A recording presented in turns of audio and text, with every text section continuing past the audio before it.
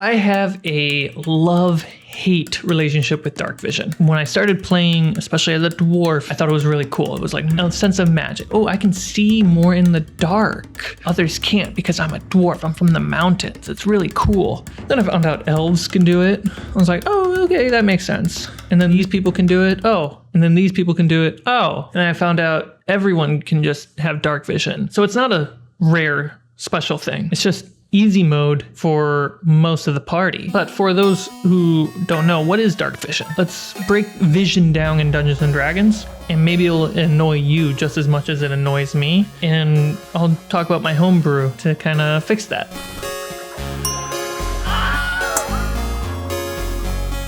Hey there, my name's Carmichael. I'm new to Dungeon Mastery, and this series is for me to talk about my home game sessions, to prepare myself to do a series on this channel, see what I learned, be a healthy self-critique, and where I can improve.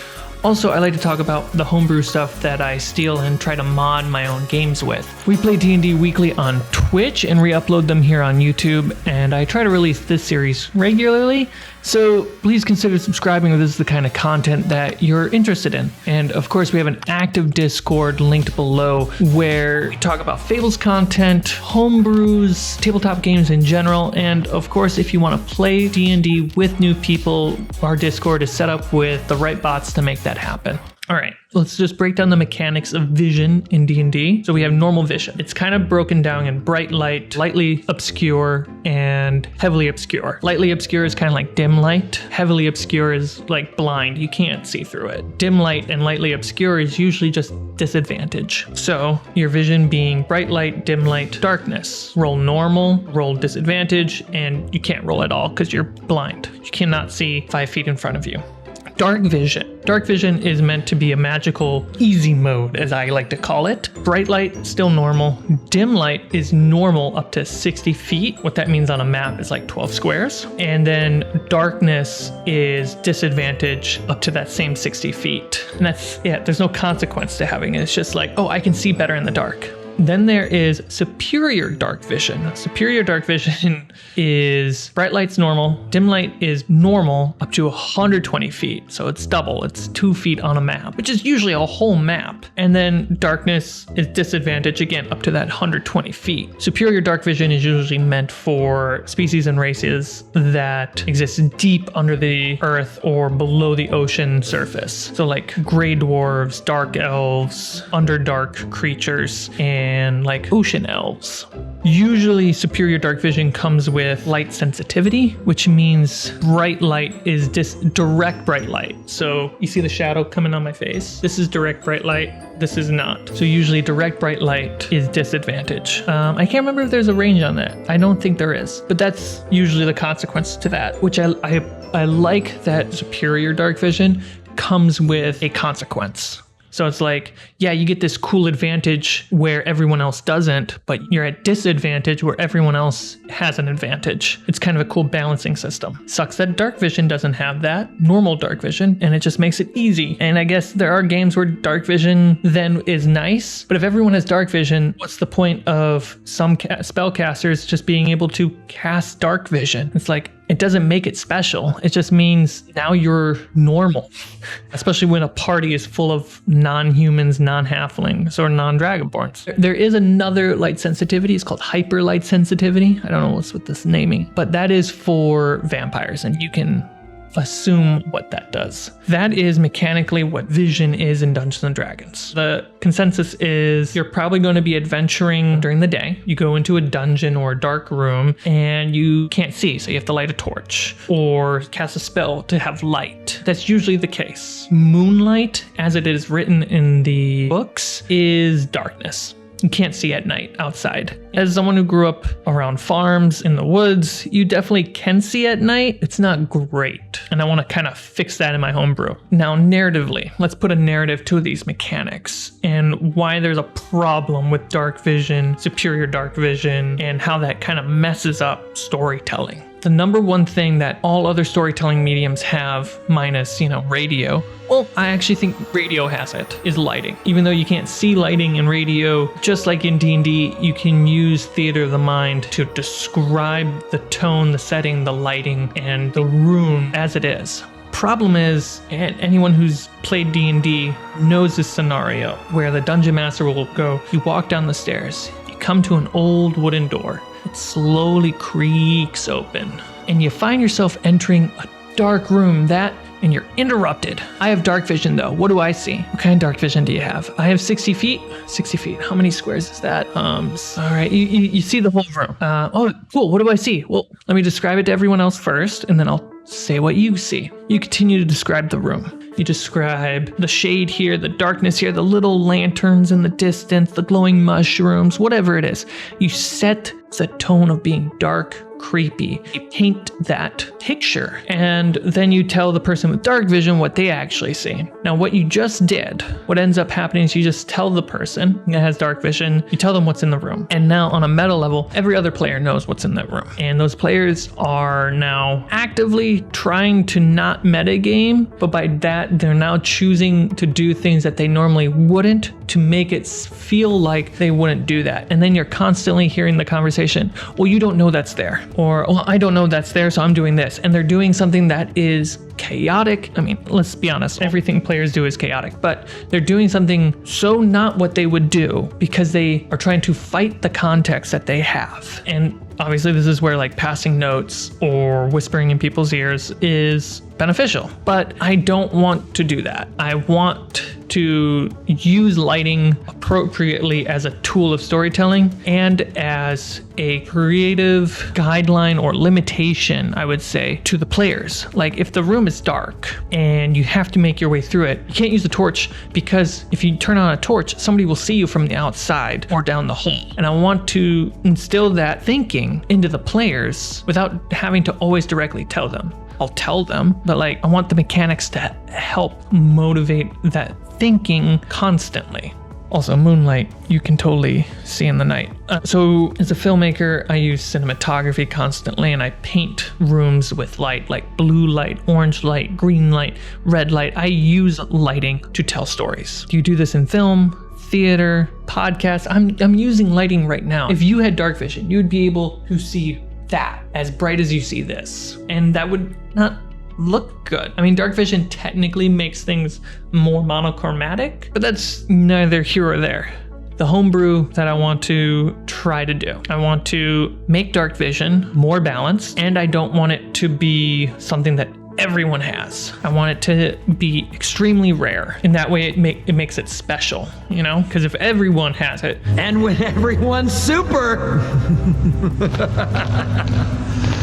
no one will be. So people who don't have it, now they're just lesser. And that makes building characters in human, halfling, or dragonborn, which is cool. It makes them not optimized to an extreme degree. So, vision.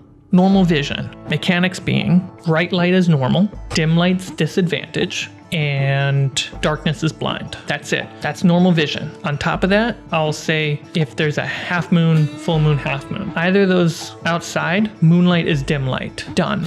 So that means there is the potential for players to move at night, especially stealthily. And if you have dark vision or my dark vision, that's a perfect time for you to be exploring and taking advantage of your natural abilities.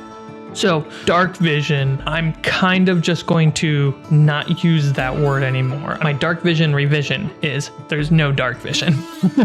And I'll just use the term light sensitivity. I think that sums it up. Light sensitivity being bright light is disadvantage, dim light is normal, darkness is disadvantage. No feet associated, no distance, just disadvantage. So it's not like you can argue that, oh, I can see better this far away. It's like, no, it's just harder to see, and you just roll differently than everyone else in that situation to perceive more information. And I feel like removing the feet or the range on dark vision or light sensitivity, what that does is there's no more like, well, what do I see because I can see up to this far away. I still think there's the room for like, well, I have light sensitivity. What do I see? I think that the assumption is go ahead and roll because it is this type of lighting and see what you see versus within this range, what you see is perfectly better than someone else. And those ranges are the size of a single room or an entire map. And I feel like that just deflates the fun of pulling out the torch and trying to see what you can see, or trying to not be seen in the dark.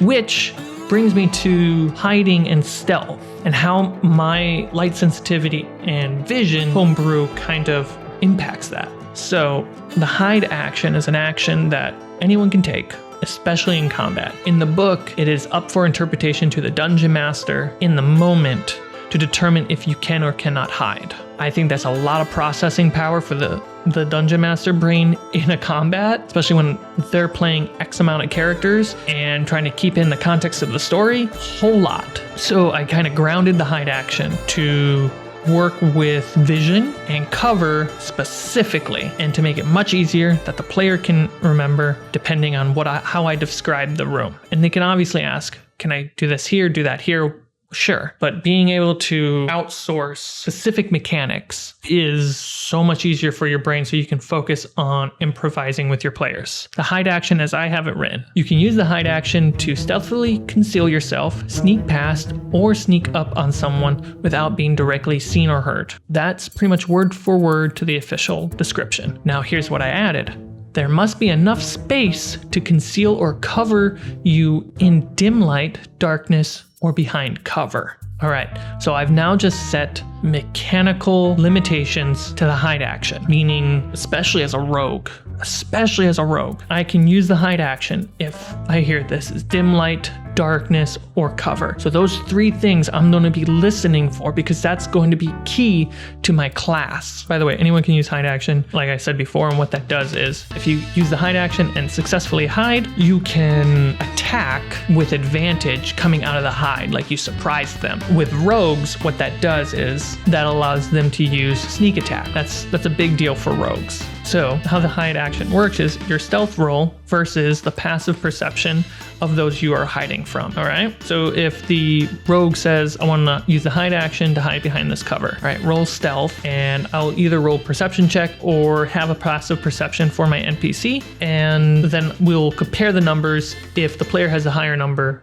they get to successfully hide. So I have a couple rules written on this. Depending on the type and use of cover, I'll have the stealth modifier be modified. That's normally not the case, and I'll continue with this idea. If the player is going to be using cover for the hide action, half cover, disadvantage on your stealth roll. If it's 3/4 cover, which is, most of your body, straight roll. If it's full cover, advantage. Bright light, if you're just trying to hide in bright light, disadvantage. Dim light and lightly obscured, straight roll. Darkness and heavily obscured, advantage. Super simple. And it's like, you just gotta make sure there's enough coverage in that space. So it's like, if I'm the rogue, I'll ask, hey, you said that this area is dim light or dimly lit. Can I hide in there? Yeah, you can totally fit in there. Sweet. And since it's dim light, straight roll. Boom. Great to know. Straight roll plus, stealth odds and stuff like that. And then the bonus of hide action outside of attacking with advantage coming out of hide, when you're hidden, attacks and checks have disadvantage on you. That's a big deal for any player who wants to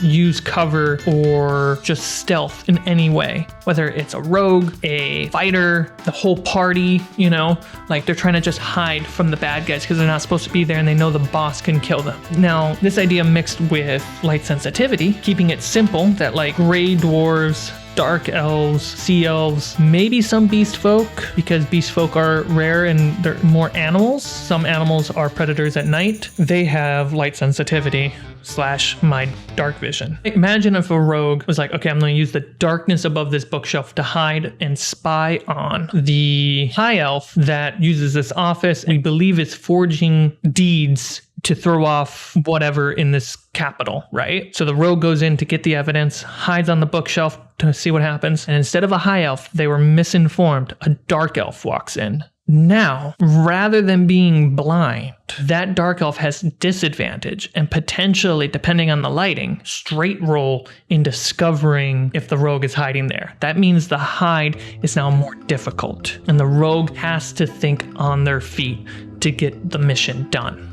I think it's way cleaner and simpler, and it just uses my favorite mechanic in 5e, disadvantage and advantage. It's so simple to roll that way versus adding certain numbers and then abstractly going, well, if this is that, this is here, and then, well, you know, I don't think you should be able to. You're setting some rules that you and the player are officially agreeing on how hiding and stealth work in this world and this game, because it's an important mechanic for rogues and dex-based players. All right, that's my rant on Darkvision and my love-hate for it and how I'm going to change it for my game. If you like it, I mean, go ahead, use it. I really like the idea that the biggest changes from it is it simplifies it, uses disadvantage and advantage. It helps clarify how to use the hide action a bit more, and I grounded the hide action because of it. And I like the fact that allowing dim light to be moonlight. So that means like moonlight coming through a window, that's dim light, that's great. In a dark room, there's some dim moonlight coming through the window. That's cool. And if you want to talk more about homebrews and specifically this homebrew, comment below. Tell me what you think. Tell me if you think you have a better idea. Tell me if this actually fixes things in your game. I would love to know if this idea for my own creative purposes is benefiting you. If you want to go in more detail and talk to me about it, we have a Discord and a homebrew channel that we break down homebrews and go back and forth actively on. All right, I need to get back to work. Please hit that like button and consider checking out our Patreon, which makes this channel possible. Please stay safe, say hi to your neighbor, and don't forget, use your Thaco. I'm still in the shot. I didn't even walk out of the shot all the way.